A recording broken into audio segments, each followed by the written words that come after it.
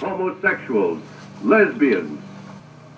This moral decay weakens our resistance to the onslaught of the communist masters of deceit. Okay, so I got this tattoo on my third co-op when I was in Oakland, California, and it's kind of a tribute to my mom.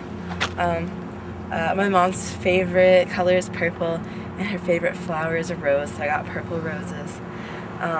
I still think I have a lot to understand about the way that gender and sexuality are understood. I didn't realize so much that there was a separation between gender and sexuality, that if you were like a more masculine woman, you were a dyke, you know, you were gay, you were a lesbian.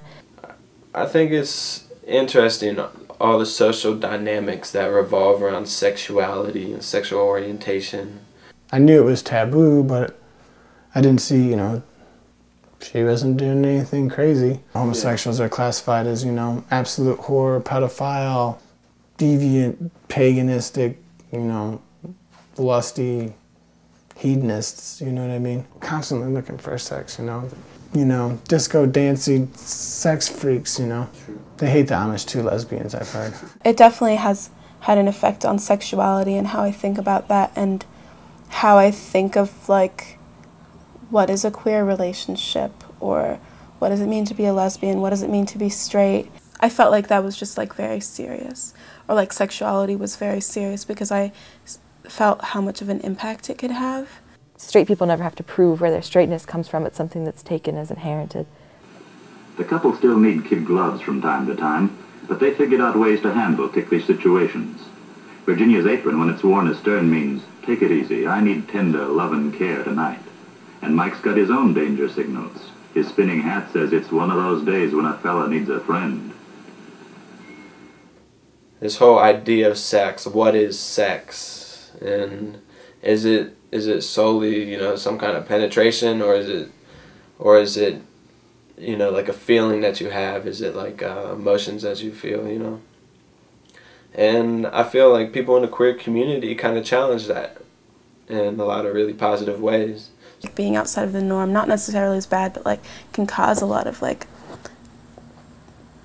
I guess, hardship. She wasn't doing anything crazy, or, you know, wasn't cutting the heads off chickens, or, you know, didn't have a clown suit and an ice cream truck. So.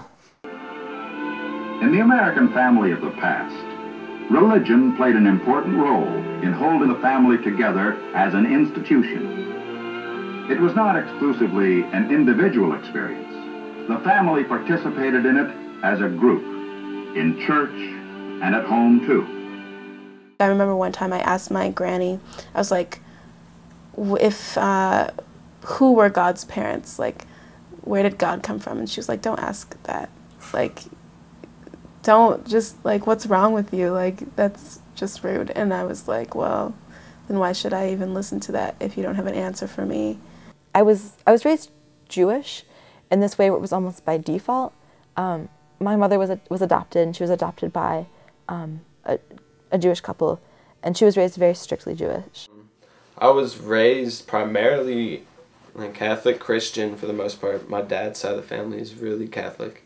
I don't think it really, like, for spirituality, like, we were not taught religion.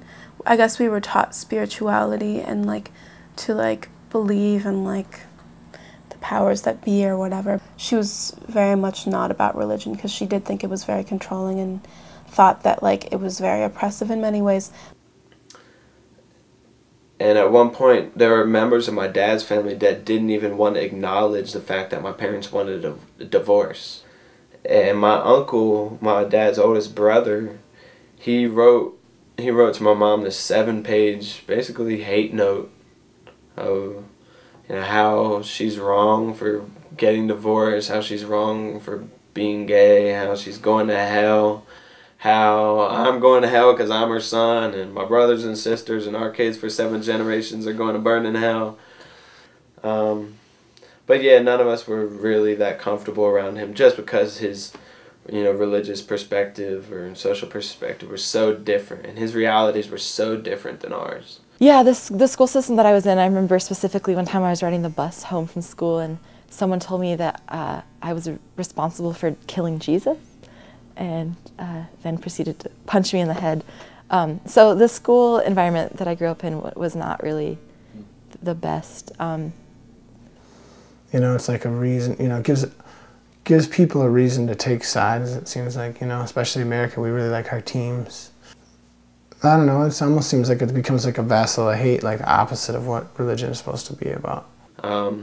We never really expressed hate towards him like he did to us and to our mom. He wrote our family a hate note, and we went to him and shook his hand and said, "Hi, Uncle Dave." He called me Alex, even though my name's Peter. I just take it with a grain of salt. It's just like, whatever. You know, I can't let one person's ignorance, you know, stop me from enjoying my life. And stop me from showing that I love my family for who they are. It's just, I don't know, it's just manipulative. And I think that someone should just have a relationship, you know, they should listen to what they hear in their heart, you know what I mean? And that's what I try and do, is follow my heart a little bit. I know it sounds maybe hokey, but I know when I shouldn't be doing something. It's frustrating because then I feel like my identity is a non-identity as far as religion goes. And I think that has carried over, where I don't feel like I have a religion.